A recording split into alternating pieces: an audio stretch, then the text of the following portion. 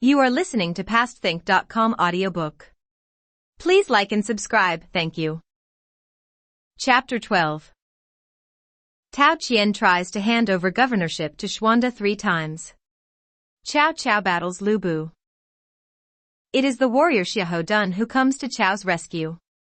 Gathering a troop about him, he charges at Lu Bu. The battle rages until a heavy storm brings the fighting to an end, and each side retreats to its own camp. Frustrated and embittered, Lu Bu is determined to finish off Cao Cao. He has a letter written and sent to Cao Cao as if it were a secret message. It claims to come from one of the most influential citizens of Puyang, and says that Lu Bu and his forces have left, and the city is ready to be taken. Fooled by this letter, Cao Cao is lured into what appears to be an almost empty city. But no sooner is he well inside than the trap is sprung. From every direction, from north and south, from east and west, Lu Bu's men emerge from hiding and bear down upon the enemy troops. In desperation, as his army is annihilated around him, Cao Cao dashes from to gate, trying to escape. No matter which of the city gates, north or south, he tries, Lu Bu's men drive him back. Realizing what is happening, Chao's generals try to break through to rescue him, but are driven back.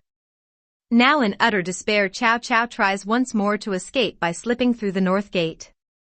As he approaches, who should ride up but Lu Bu, covering his face. Cao Cao hopes he will not be spotted.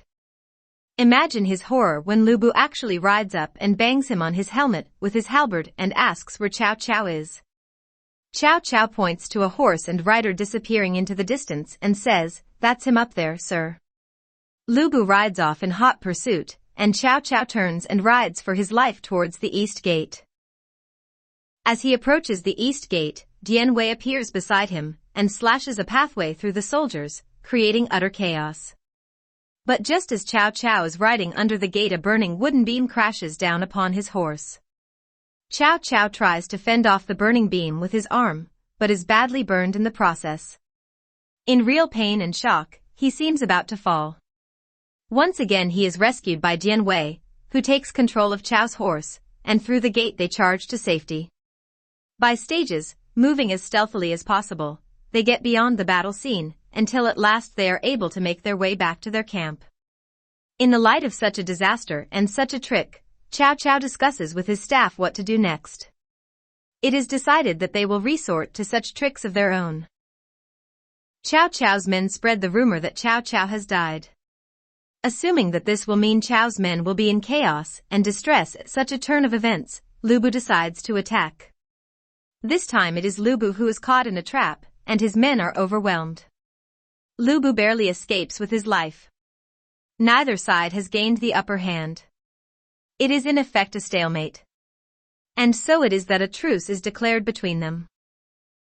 Meanwhile, back in Xuzhou, Tao Qian is on his deathbed, and once again asks Xuanda to take over as governor.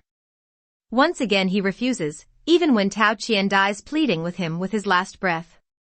It is only when the people of the city come themselves and beg him that he agrees. However, he only agrees to do so on a temporary basis. With the threat from Lu Bu contained, Cao Cao returns to his consuming desire to try to capture Xuzhou, in order to punish those whom he believes have murdered his family. But he is persuaded that the time is not right. So instead he attacks and wipes out a rebel army of yellow headbands, and then suddenly advances upon Puyang and drives out Lu Bu. He goes on to capture most of the northeast. But Lu Bu is not finished. Or is he? Read on.